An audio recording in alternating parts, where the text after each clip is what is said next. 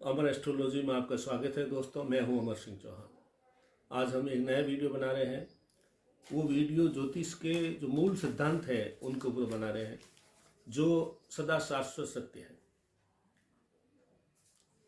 इन सिद्धांत को, चार ऐसे सिद्धांतों की चर्चा करेंगे जो हर कुंडली में, हर जगह पे 100% लागू होते हैं। उसमें कोई मीन मेघ नहीं है। ऋषि पाराशर, जिन्होंने पाराशर जो है पूरी एक ज्योतिष के बहुत बड़े विद्वान रहे हैं, जिससे बड़ा कोई ज्योतिष में उनसे बड़ा कोई नाम नहीं है, जिनको पाराशरी सिद्धांत बोलते हैं।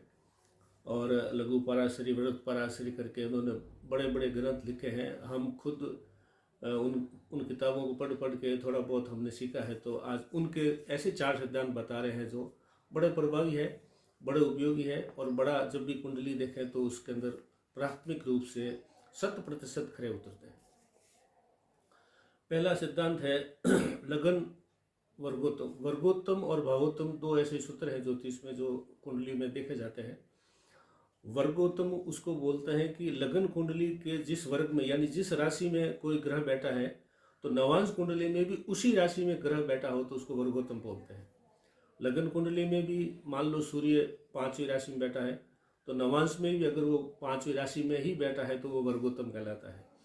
तो वर्गोत्तम जो लगन होते हैं, इसी प्रकार से जो लगन फर्स्ट हाउस जो है लगन, वो अगर जहाँ पे जिस राशि में है और नवांश में भी उसी राशि में बैठा है, तो ये जो है बहुत बड़ा सिद्धांत है। चाहे वो आज की तारीख में वो व्यक्ति सड़क पे घूम रहा है, या बिल्कुल ही नगण्य सी आर्थिक स्थिति या सामाजिक स्थिति, या जो बहुत डाउन स्थिति में है, लेकिन वो आजीवन उस स्थिति में नहीं रहेगा, ये पक्की बात है।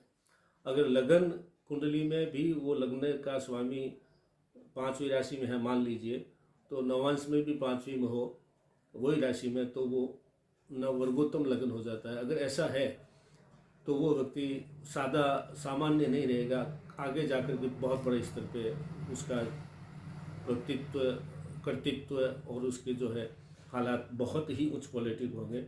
अतः सुख, वैभव, धन, वैभव, आभूषण, नौकर चाकर वाला होगा अगर वर्गोत्तम लगन है तो।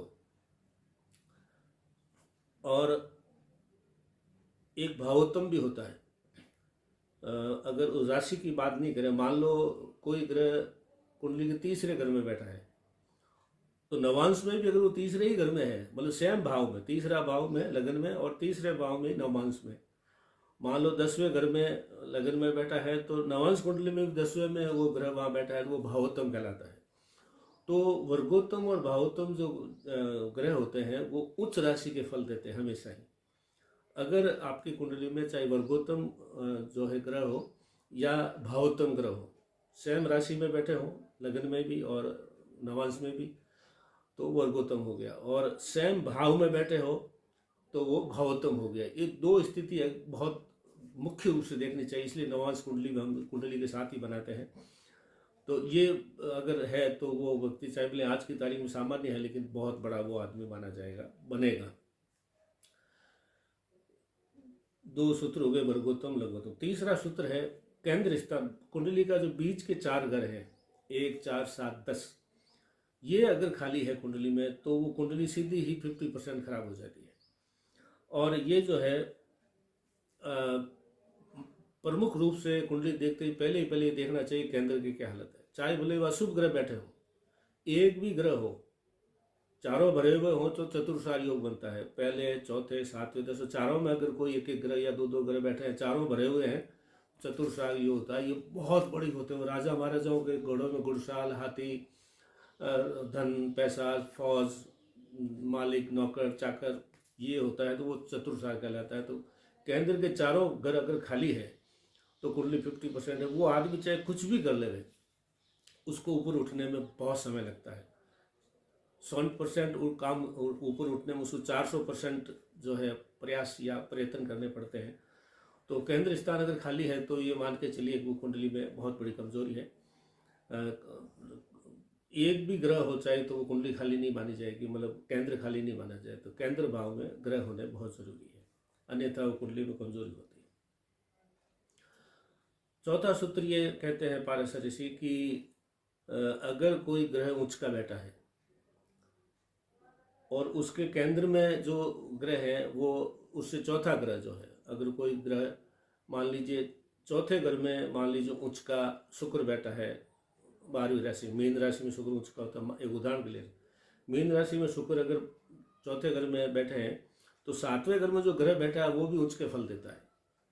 उच्च के ग्रह से चौथे भाव में बैठा हुआ ग्रह भी अपना आप उच्च का हो जाता है, चाहे भले उच्च का न हो।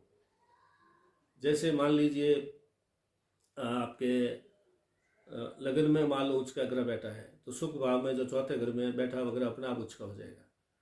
तो जहाँ भी उच्च का ग्रह बैठा हो वहाँ से चौथे घर में जो भी ग्रह बैठा है वो भी उच्च के फल देता है।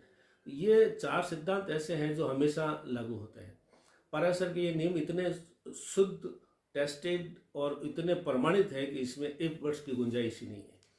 तो जब भी कुंडली देखें या दिखवाएं, या ज्योतिष के विद्यार्थियों को भी मेरा ये कहना है कि अगर आप देखें तो वर्गोत्तम ग्रह देखें, भावोत्तम ग्रह देखें, और केंद्र खाली है या नहीं है ये देखें, और कुंडली में उच्च ग्रह जहाँ बैठे हैं वहाँ से चौथे ग्रह को भी आप बलवान माने। उच्च ग्रह जहाँ बैठा है वहाँ से चौथे भाव में जो ग्रह बैठा है वो चाहे उच्च का नहीं भी है तो भी वो उच्च के बराबर बलवान माना जाता है। ये कुछ थंब रूल हैं और कुछ प्रमाणित नियम बने हुए हैं ज्योतिष के, तो आप इसको ध्यान रखिए। और मैं सबसे निवेदन करना चाहूँगा कि अगर आपकी कुंडली में इस प्रकार के योग है तो आप उसको ज़्यादा अच्छे से देखें, उनके बारे में ज़्यादा अच्छे मंत्र वगैरह करके उसको और भी ज़्यादा बलवान बनाएं, उसका लाभ उठाएं।